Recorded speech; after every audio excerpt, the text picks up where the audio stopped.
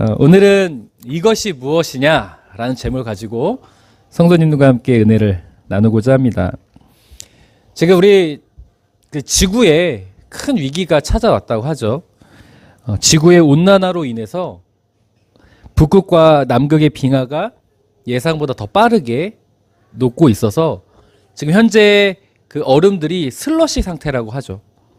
굉장히 빠르게 생각했던 것보다 과학자들의 예측보다 더 빠르게 빙하가 녹고 있다고 합니다. 이 기후의 위기가 이제 멀리 있는 것이 아니라 현실이 되었다는 거예요. 이 기후 위기가 찾아오면 어떤 문제가 발생하냐면 여러 가지 문제가 발생하겠지만 당장 우리의 식량 문제가 대두가 됩니다. 기후 변화 때문에 우리가 재배할 수 있는 농산물이 기존 것과 완전히 달라질 수밖에 없는 상황이 되어진다는 것이죠. 지금 그 기상청에서 말하길 이제 우리나라의 여름 날씨를 127일 정도라고 해요. 5월부터 9월까지가 이제 여름이라고 보고 있거든요. 근데 우리 성도님들 예전만 생각하셔도 5월 달은 덥다는 생각을 안 하셨잖아요. 6월 달도 덥긴 덥대 그 정도까지는 아니었는데 정말 이게 우리의 삶에서 체감적으로 기후의 변화가 이루어지고 있구나는 것을 느끼고 있다는 거죠. 그렇기 때문에 이제 우리가 재배할 수 있는 품목들이 달라질 수밖에 없는 현실의 문제를 맞닥뜨리게 되었다는 겁니다. 그러다 보니 많은 학자들이 기후 위기에 관련되어서 우리가 기존의 것을 먹지 못한다면 이게 대체 식량이라고 그러죠. 이 대체 식량에 대한 열심 연구를 했고 실제적으로 최근에 이 대체 식량으로 식용화된 사례들이 있어요. 혹시 알고 계신 게 있습니까? 대체 식량으로 식용화된 것. 네? 그렇죠. 미럼이 있습니다. 또요. 귀뚜라미가 있고요. 웃음이 나올 줄 알았습니다. 메뚜기가 있습니다. 애벌레, 미럼 같은 애벌레들이 실제적으로 대체 식량으로 누에도 그죠? 이렇게 대체 식량으로 개발이 되어 있고 식용으로 현재 식용 실제로 하고 있는 상황이에요. 이 대체 식량을 연구한 학자들이 지금 우리가 말했던 성수모 집사님께서 말씀하셨던 이 미럼과 같은 것들을 연구하게 된 이유가 뭐냐면 곤충은요 온난화가 되면은 오히려 더 잘 번식한답니다. 그렇기 때문에 대체 식량으로 곤충을 선택하게 된 거예요. 온난화가 있으면 식물들은 그 기후의 영향을 너무나 지대하게 영향을 받지만 곤충은 더워지면 더워질수록 더 잘 번식한다는 거예요. 뭐 이게 다 일반화시킬 수는 없죠. 다 적용시킬 수는 없겠지만 가령 모기를 생각해 보세요. 더우면 더울수록 모기가 그 유충이 너무 많이 생기는 것 같은 이치일 것 같습니다. 그리고 이 더욱이 곤충을 대체 식량으로 생각하게 된 이유가 뭐냐면 성도님들 그 곤충을 먹을 때 우리 고기를 먹을 때 어떻게 먹죠? 고기를 먹을 때 부위별로 먹지 않습니까? 어떤 날은 삼겹살을 먹고 어떤 날은 앞다리살을 먹고 뭐 등심, 안심 제가 지금 번데기 앞에서 주름 잡고 있는데 뭐 그런 식으로 부위별로 먹지 않겠습니까? 근데 곤충은 어떻게 먹을까요? 그 부위를 나눌 만한 게 있을까요? 곤충은 머리, 몸통 끝 아닙니까? 곤충은 통으로 먹어요. 그럼 통으로 먹는다는 걸 어떤 걸 의미하냐면 가령 돼지고기 같은 경우는 부위별로 영양소가 다 다를 거예요. 그죠? 그런데 이 곤충은 통으로 먹으니 모든 영양소를 한 번에 골고루 섭취하게 된다는 거예요. 칼슘뿐만이 아니라 그 내장에 있던 우리는 내장을 좀 기피하는 사람들도 있고 좋아하는 사람들이 있어서 어떤 이는 그 영양소를 먹을 수 있고 어떤 이는 못 먹고 이런 나뉘어질 수 있지만 곤충은 그 모든 영양소를 한 번에 먹을 수 있기 때문에 더 나을 수 있다라는 대안으로 말하고 있는 거죠. 그래서 일반적인 고기보다 같은 양을 먹을 때 더 풍부한 영양소를 섭취할 수 있다고 합니다. 그리고 맛이 좋대요. 맛이 좋답니다. 우리 성수모 집사님 미럼 드셔보셨습니까? 드셔보죠. 어떤 맛이 나던가요? 메뚜기도 드셨습니까? 전혀 생각지 못한 답인데. 그렇군요. 제가 맞는지 저는 아직 안 먹어봤는데 이 미럼이 어떤 맛이 나냐고 하냐면 우리 성도님 새우 과자 있죠. 그 새우 과자 비슷한 맛이 난대요. 네. 그리고 곤충 중에 가장 맛있는 곤충이 뭔지 아십니까? 귀뚜라미래요. 귀뚜라미가 그렇게 고소하답니다. 귀뚜라미가 두부 맛이 난대요. 두부 맛. 얼마나 맛있게요? 그리고 메뚜기는 아마 이 메뚜기를 말씀하셨을 때 적극적으로 표정이 밝지 않으셨던 이유는 메뚜기 자체가 그렇게 뭐 맛있다는 느낌은 안 드는 것 같아요. 근데 메뚜기는 보통 양념을 해서 파스타랑 같이 넣어서 먹기도 하고 뭐 그런 식으로 한다고 해요. 그리고 애벌레 같은 경우는 미럼 같은 경우도 가루를 만들어서 쿠키를 만들기도 하고 이런 식으로 대체 식량으로 활성화되어 가고 있는 중입니다. 그리고 고려시대, 우리나라 고려시대에는 개미 있죠, 개미. 개미를 실제로 먹었대요. 식용으로 먹었다고 합니다. 그리고 우리가 이상하게 생각하지 않아도 될 게 이 자리에 성도님들 중에 번데기 드실 수 있는 분 계십니까? 많이 드셨죠? 그 번데기 못 먹는 겁니까? 맛있죠. 어떤 분 맛있대요. 우리는 번데기를 먹을 수 있는 민족입니다. 자, 그렇기 때문에 대체 식량을 연구한 학자들은 곤충을 대체 식량으로 먹는데 전혀 문제가 없다고 말하는 거예요. 영양소가 더 풍부하게 섭취할 수 있고 영양소를 골고루 맛도 괜찮고 그리고 우리 이전의 역사들을 봐도 그런 먹었던 전례들이 있으니 뭐 이게 두렵냐 먹을 수 있다라는 거죠. 자, 그럼 성도님들 오늘 우리 교회 점심으로 대체 식량을 대접하면 어떠시겠습니까? 맛있게 드실 수 있으시겠습니까? 자, 화면을 좀 보시겠어요? 이게 뭘까요? 벌써 반응이 네, 이게 중국의 길거리에 가면은 아주 잘 팔리고 아주 많이 먹는 진해꽃입니다. 자, 우리 은우가 입을 쩍 벌리고 있어요. 제가 오늘 점심으로 별미로 우리 성도님들에게 진해꽃 하나씩 드리겠습니다 한다면 맛있게 드시겠습니까?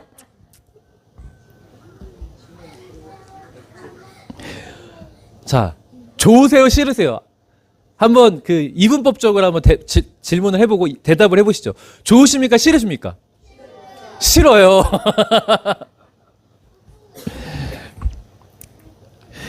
그러면 혹시 먹을 수 있다고 생각하시는 분 계십니까? 이거 진행 너무했습니까? 그러면 메뚜기는 드실 수 있는 분 계십니까? 메뚜기는 먹을 수 있어요. 그럼 질문해 볼게요. 지금 이건 못 먹는데 어떻게 메뚜기는 먹을 수 있어요? 먹을 수 있어요. 그렇죠. 메뚜기는 내가 먹어본 경험이 있기 때문에 먹을 수 있어요. 근데 진해는 내가 먹어보지 않았기 때문에 그래도 싫은 거예요. 이게 우리가 아주 생각해 볼 만한 중요한 아주 중요점이라는 거예요. 마치 이런 거죠. 번데기를 드셔본 분들은 번데기를 먹는데 거리낌이 없어요. 그렇지만 지금 자라나는 다음 세대 친구들에게 번데기를 먹겠냐고 하면 대다수가 안 먹는다고 할 겁니다. 우리 성도님들은 어린 시절에 배고팠기 때문에 마땅히 먹을 것이 없어서 그것이 대체 식량이었던 거예요. 근데 저 어린 나이에는 먹기 거시기했지만 막상 먹어보니 먹을만 하거든요. 경험적으로 그러니까 받아들일 수 있는 거예요. 근데 아직 그런 경험이 없는 분들은 성인이 되어도 번데기를 먹기가 싫죠. 그럼 지금 다시 한번 질문해 볼게요. 방금 전에 진해꽃이 이분법적으로 대답을 하셨는데 다 싫다고 하셨어요. 근데 앞서 제가 말씀드린 것처럼 이제 기후이기 때문에 이거를 반드시 먹어야 되는 상황이 왔어요. 진해꽃을 안 먹으면 내 생명에 문제가 생겨요. 먹습니까? 안 먹습니까? 그럼 더한 것도 먹겠죠. 먹을 수밖에 없겠죠. 지금 우리가 이렇게 설왕설래하는 이 재미난 이 사건이, 이 상황이 성경에도 동일하게 있다는 거예요. 그게 어떤 사건이냐면 오늘 우리가 읽었던 만나와 메추라기 사건입니다. 만나와 메추라기 사건이에요. 성도님들, 만나가 뭔지 아십니까? 만나? 알아요? 네. 만나는 히브리어로 만후라고 합니다. 만후. 만나는 히브리어로 만후라고 하는데 이걸 영어 성격으로 직역을 했을 때 어떤 표현이 되냐면 What is it? What is it? 그것은 무엇이냐는 뜻이에요. 이것이 무엇이냐. 그러니까 만나의 뜻은 이게 대체 뭐야? 라는 뜻이에요. 근데 훗날 먹어봤던 이스라엘 백성들이 꿀송이처럼 달고 맛있는 과자라고 하면서 만후를 만나라고 표현한 거예요. 원래는 만후, 이것이 도대체 뭐냐? 라는 뜻을 가지고 있습니다. 그만큼 의아한 음식이었고 의아한 상황이었다는 거예요. 만나가 땅에 떨어졌던 이 상황이. 자, 하나님께서 광야길을 걸어가던 이스라엘에게 만나와 메추라기를 주셨습니다. 왜 주셨는가? 자, 3절 함께 읽겠습니다. 시작.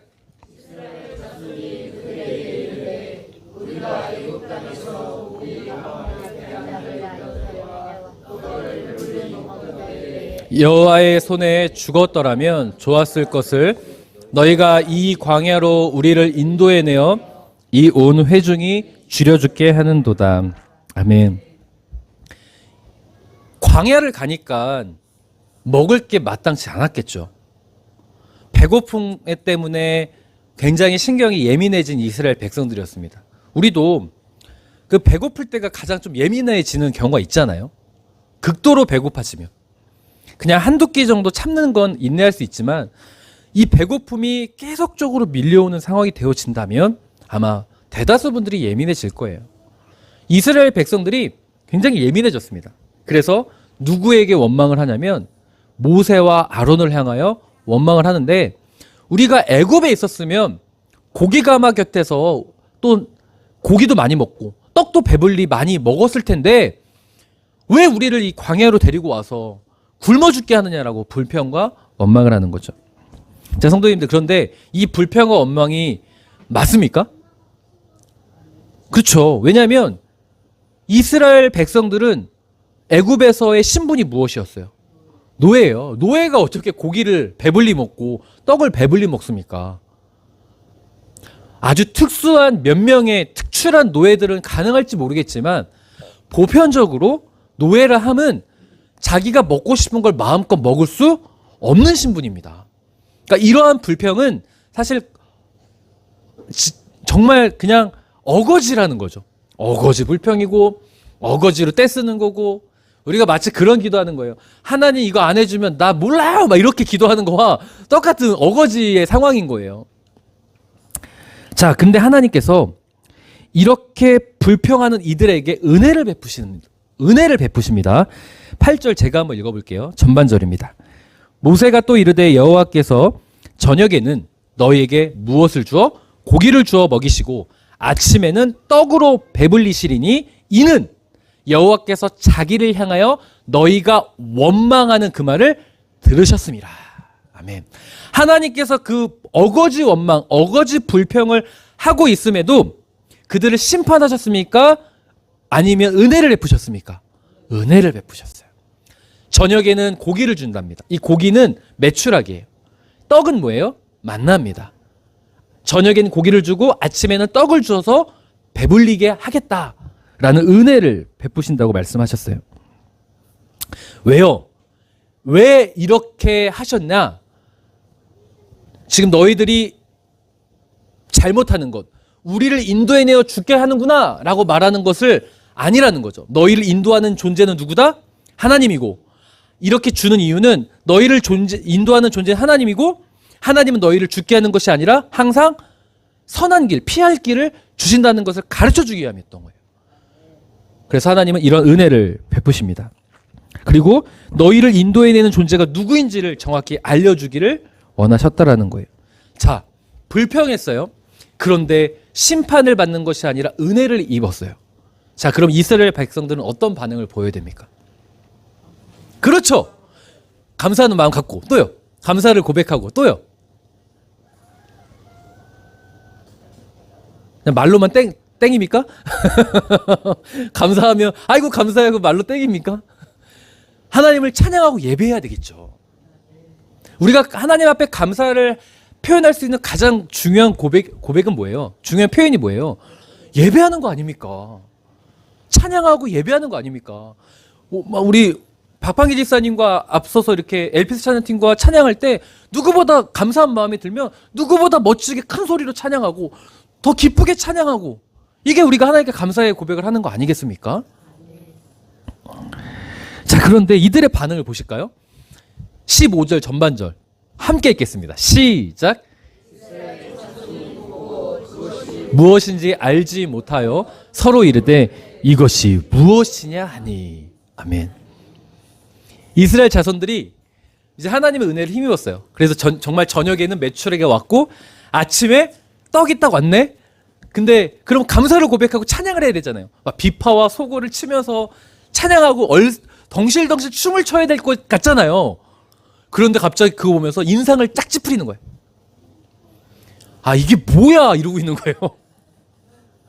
아, 하나님 은혜를 주셨는데 막 승질이 나는 거죠 지금. 상상해 보세요.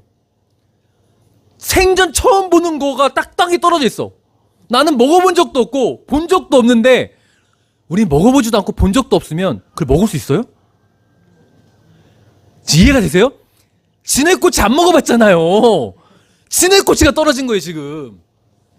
하나님께서 응답이라고 주신 거예요. 그럼 어떤 반응을? 진해꽃이가 떨어지면 이분법적으로 제가 여쭤봤잖아요. 어떻겠냐? 좋아요? 싫어요? 싫어요라고 했잖아요. 바로 그 반응이 나온 거예요. 이게 대체 뭐야?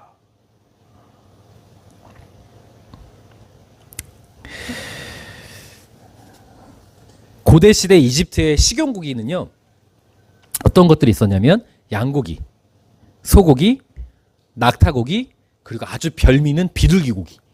이 비둘기고기가 별미라고 했던 것, 우리가 이제 좀 재미있게 확인할 수 있는 게 그 아둘람굴을 확인하시면 돼요. 다윗이 사울 왕을 피해서 아둘람에 숨었을 때 그 중동 지역에서 이 비둘기를 실제로 식용했다는 것이 거기 등장합니다.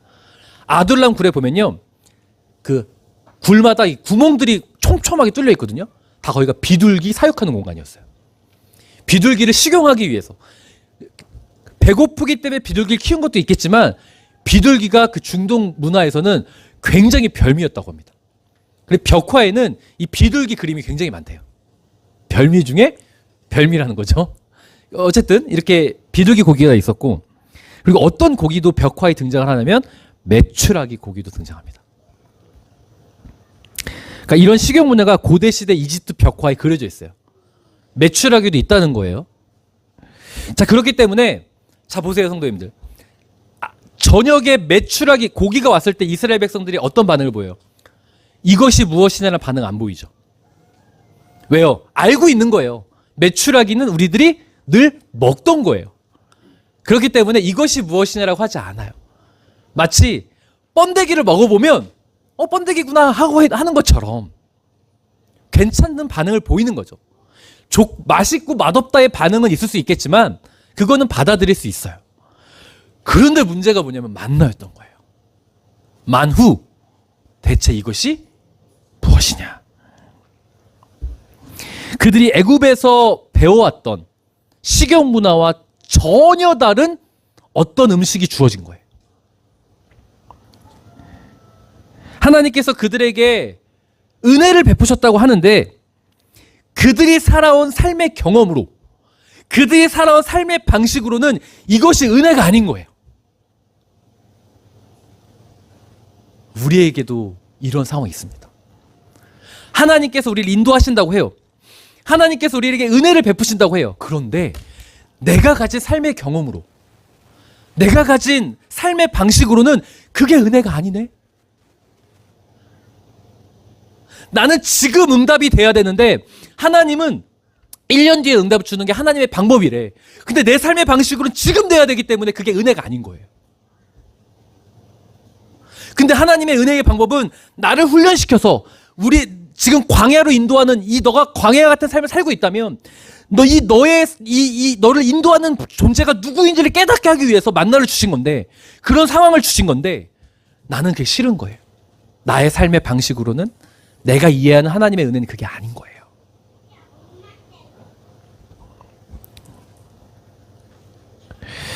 그렇기 때문에 우리가 내가 간절히 하나님의 인도하심을 구하고 기도하는데 내가 기대했던 상황과 다를 때 우리가 어떤 반응을 보이는 줄 아십니까? 이게 대체 뭐야? 만후 이것이 무엇이냐라고 하는 반응과 똑같다는 거예요. 하나님이 은혜를 주셨어요. 그러면 감사해야죠. 내 기대와 다른 삶이 펼쳐져도 할지라도.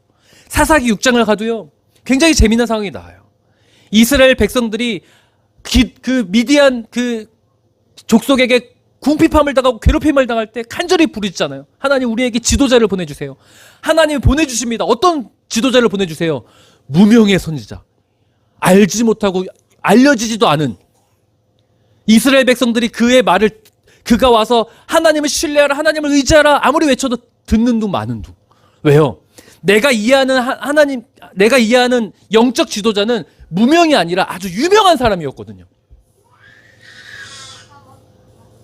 이게 지금도 한국 교회에 정말 재미있긴 형상은 뭔지 아세요? 교회에 부흥회를 한다고 해볼까요? 아주 유명한 강사가 오잖아요? 교회 미어 터집니다. 근데 제가 가잖아요? 텅텅 비었어요. 무명이니까.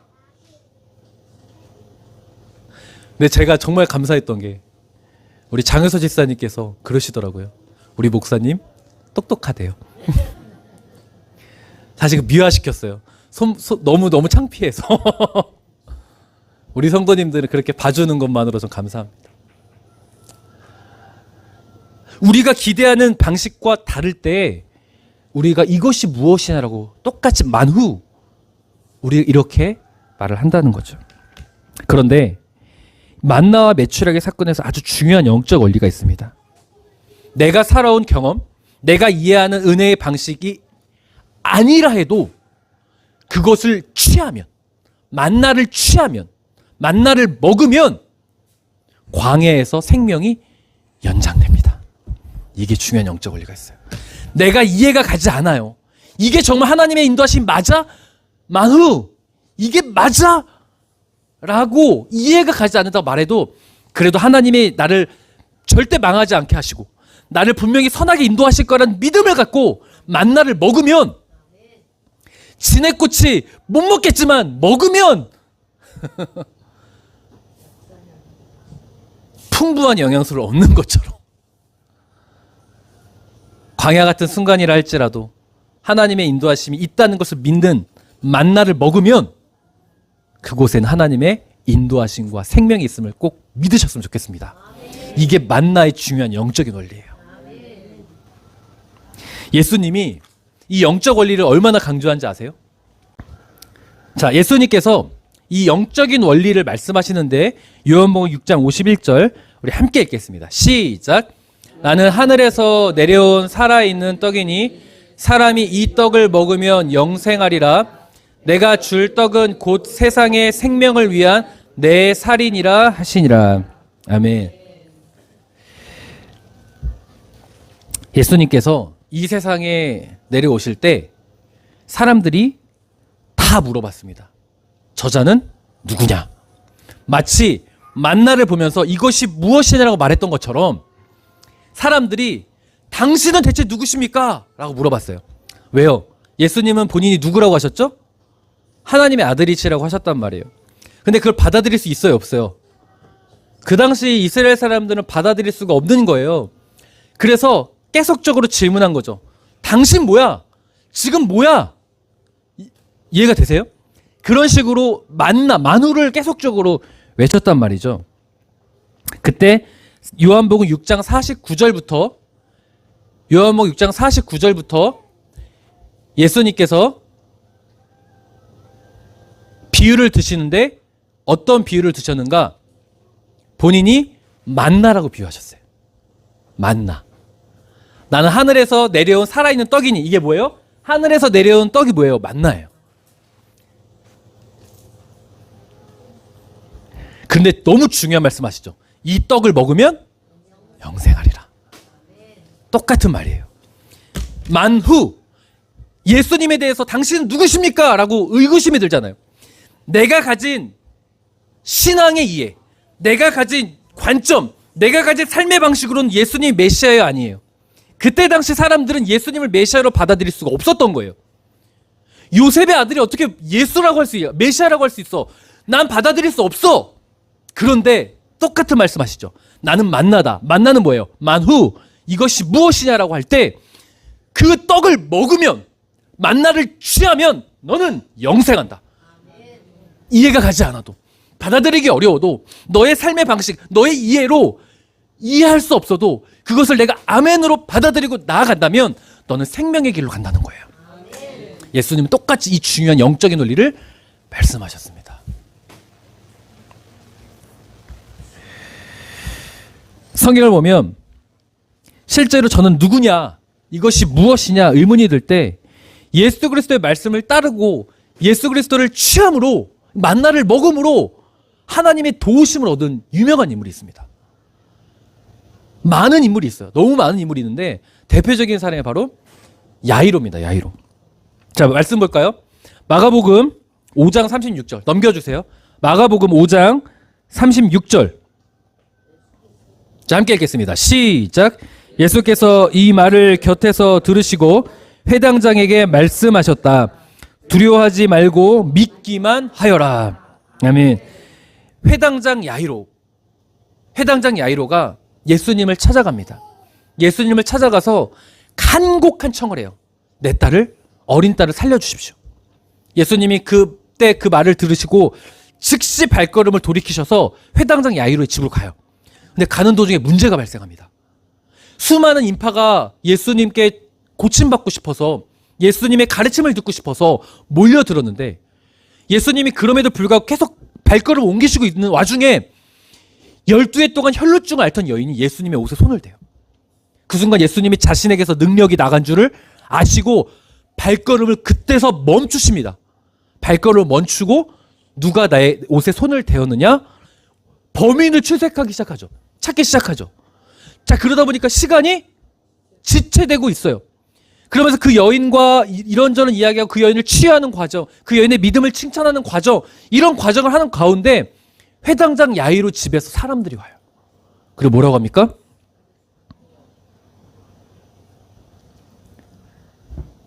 딸이 죽었다는 소식을 전합니다.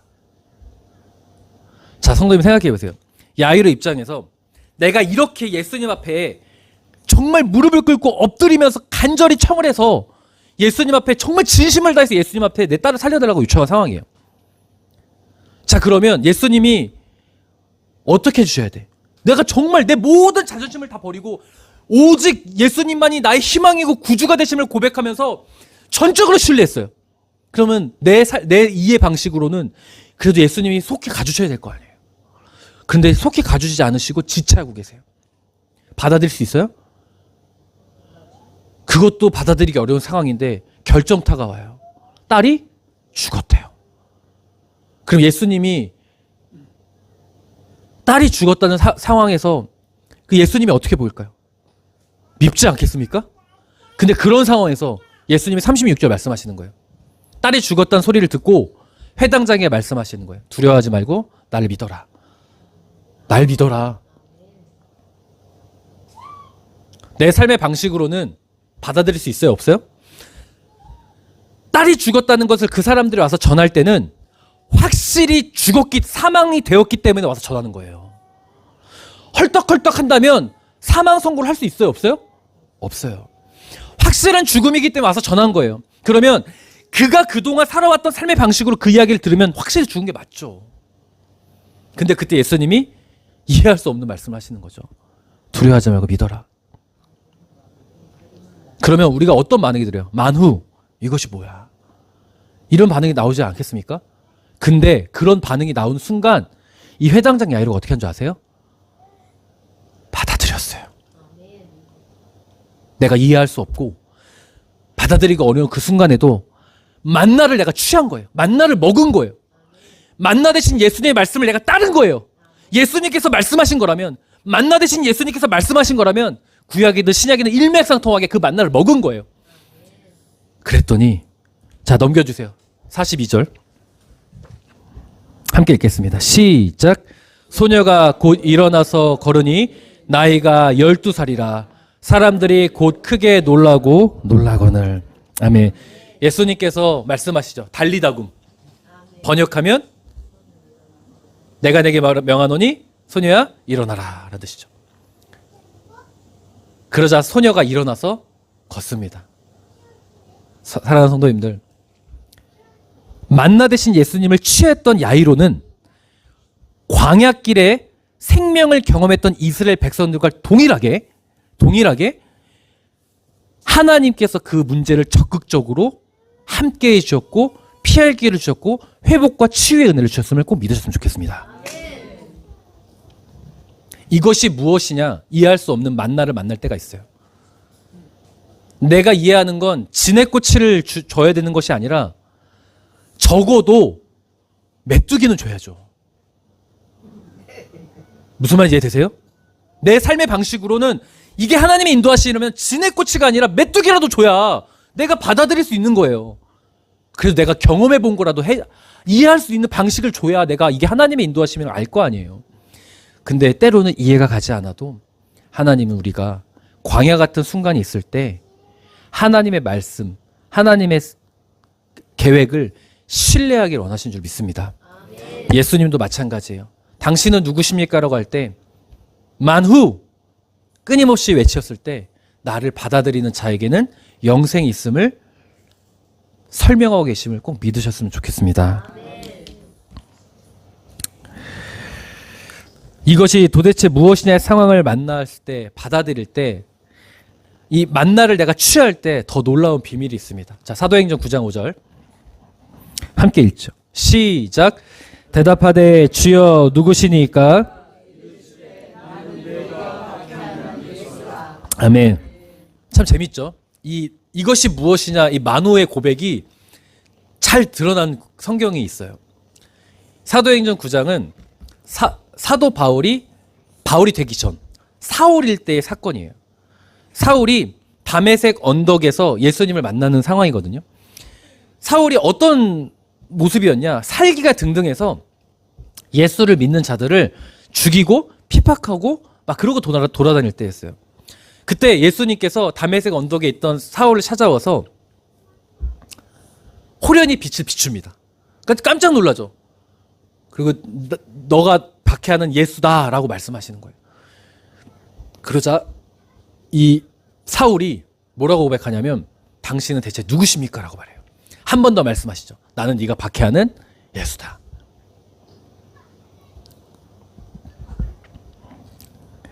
자, 사울 입장에서는 이전에 경험해보지 못한 순간이에요. 그래서 고백하는 거죠. 이거 뭐야 대체? 지금 당신은 누구십니까? 만후를 하는 거예요. 만나를 만난 이스라엘 백성들과 어쩌면 같은 고백인 거죠. 이전에는 그는 예수를 받아들이기를 거부했던 사람입니다. 사울은. 그렇기 때문에 예수를 받아들인 자들을 죽였고 핍박했던 사람이 바로 사울이었어요. 자신이 이해하는 신앙의 관점, 자신의 이해하는 삶의 방식으로는 예수는 메시아가 아니었던 거예요. 자, 그런데 6절에 자, 보여주세요. 함께 읽겠습니다. 시작. 일어나서 성 안으로 들어가거라. 내가 해야 할 일을 일러줄 사람이 있을 것이다 하는 음성이 들려왔다. 아멘. 예수님께서 내가 박해하는 예수다라고 했어요. 예전에는 받아들일 수 없죠. 그런데 네가 일어나서 성 안으로 가라. 거기서 네가 만날 사람이 있다. 바로 누구예요? 아나니아예요. 그 사람이 있다. 이렇게 말씀하셨어요. 자, 이전과 같으면 사울의 삶을 살았던 바울이잖아요. 사울이 어떻게 할까요? 예수님의 말씀을 따를 이유가 없어요. 그의 삶의 방식으로는 예수님의 말씀 이해되지도 않고 받아들일 필요도 없는 삶이었단 말이죠. 그런데 사울이 이때 만우를 외치고 이것이 무엇이냐 라고 외쳤는데 이때 예수를 받아들입니다. 그래서 성 안으로 들어가고 눈이 멀었지만 사람들이 이끌려 성 안으로 들어가고 거기서 아나니아를 만나고 아나니아를 만난과 동시에 어떤 사람이 됐어요? 복음의 전파자가 됩니다. 제가 뭘 말씀드리고 싶냐면 사랑하는 성도님들, 우리가 때론 이해할 수 없는 상황일 때 미련하게만큼 하나님을 붙잡고 내 이해의 방식으로 이게 은혜인가 아닌가를 논할 게 아니라 그래도 하나님의 선한 인도하심을 믿고 나아가면요, 우리를 통하여 하나님의 복음이 전파됩니다. 하나님은 그런 미련한 자를 통해서 하나님이 누구신가를 보여주길 원하시기 때문이에요. 내가 계산적이고 내가 이거 은혜인가 아닌가를 논할 수 있는 사람을 통해서 하나님이 드러나질 않아요. 내가 하나님의 살아계심을 나를 통하여 전파되길 원하는 사람은 바로 5절에 주여 누구십니까 했는데 이해할 수 없잖아요. 6절에 하나님이 가라고 하니까 미련하게 가는 자, 그런 자를 통하여 만우 이것이 무엇이냐라고 했는데 먹은 자, 먹어보자 하고 먹은 자 미련하게, 무섭잖아요. 두렵잖아요. 경험적으로 뭐 어떻게 먹어요 이걸. 그래도 먹어본 자, 그런 자를 통하여 하나님 나라가 만들어져 감을 꼭 믿으셨으면 좋겠습니다. 2024년 전반기를 마치고 이제 후반기를 맞이하는 시점입니다.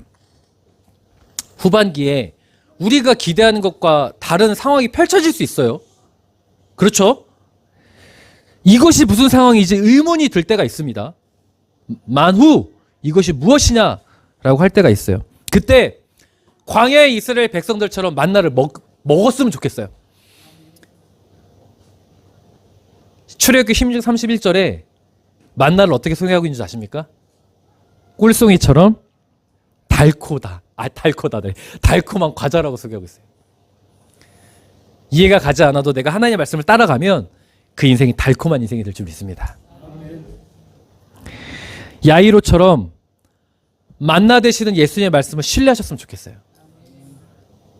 두려워하지 말고 믿기만 하라고 할 때 그 만나 되신 예수님을 취하십시오. 그 말씀을 신뢰하시고 따라가는 후반기가 됐으면 좋겠습니다. 살기 등등했던 사울이었던 내가 그 만나 예수 그리스도를 내가 취함으로 하나님 나라 복음의 전파자가 되는 후반기가 되시기를 주님의 이름으로 축원드립니다.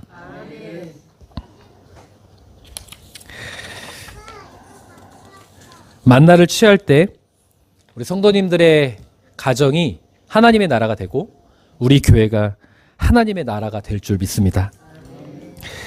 마지막으로 이 예화를 소개해드리고 이제 말씀을 마치도록 할 텐데요. 그냥 재미난 이야기가 있어요. 개와 고양이가 펜팔을 했습니다. 개와 고양이가 펜팔을 했습니다. 이 펜팔을 하다 보면 거기서 멈추지 않죠. 이 펜팔을 하다 보면 어디까지 가죠? 서로 사진을 교환하는 단계까지 갑니다. 이 서로 마음이 통하면 사진을 교환하기까지 하죠. 그래서 개가 멋지게 셀카를 찍어서 고양이한테 보내고 고양이는 요염하게 사진 찍어서 개에게 보냈습니다. 이제 설레는 마음이 너무 둘 다 마음에 드는 거예요. 개도 고양이가 마음에 들고 고양이도 개가 마음에 드는 거죠. 그래서 이제 다음 단계가 뭐예요? 만나는 약속의 날짜를 잡았습니다. 약속의 날짜를 잡고 고양이도 개도 정말 멋지게 아름답게 꾸며서 그 현장으로 약속 장소로 갔습니다. 근데 문제가 생겼어요. 멀리서 서로의 모습을 확인했는데 가까이 가지도 않고 서로 실망해서 되돌아가 버렸습니다. 왜일까요? 실물과 달라서요? 사진과 실물과 달라서? 아닙니다. 이 고양이는요, 꼬리를 내리고 다가갔습니다. 이 고양이는 반가울 때 꼬리를 내리고 꼬리를 내리는 게 반갑고 즐거울 때 하는 표현이라고 해요. 반면 개는요, 반가우면 꼬리를 치켜 세우고 와 이렇게 흔들어야 돼요. 근데 고양이가 너무 개가 보고 싶었던 개를 만나니까 꼬리를 최대한 내리고 갔어요. 근데 갑자기 개가 너무 충격을 받은 거예요. 나는 꼬리를 열심히 들고 있는데 꼬리를 내리는 거 보니 고양이는 나를 보고 실망했구나. 반면 또 고양이는요. 개가 꼬리를 사정없이 흔드는 걸 보고 세상에 나에게 실망했구나. 그래서 그 둘의 사랑이 이루어질 수 없었다는 아주 슬픈 예화가 있습니다. 사랑하는 성도님들, 내 삶의 방식으로 하나님을 이해하면 개와 고양이의 관계가 될 수 있습니다. 꼬리를 올리는 게 좋은 거고 꼬리를 내리는 게 좋은 거다. 내 주관적인 삶을 이해하는 방식으로 하나님을 보지 않으셨으면 좋겠어요. 만우 이것이 무엇이냐라고 하는 순간에도 하나님은 나를 반드시 선하게 인도하실 것이니까 그 만나를 취할 수 있는 믿음의 용기를 가지시는 우리 사랑하는 성도님 되시길, 그런 후반기를 맞이하는 성도님 되시기를 주님의 이름으로 아주 축원드립니다. 이 시간 우리 찬양하고 그런 후반기를 맞이하겠다고 결단할 수 있었으면 좋겠습니다. 말씀 앞에서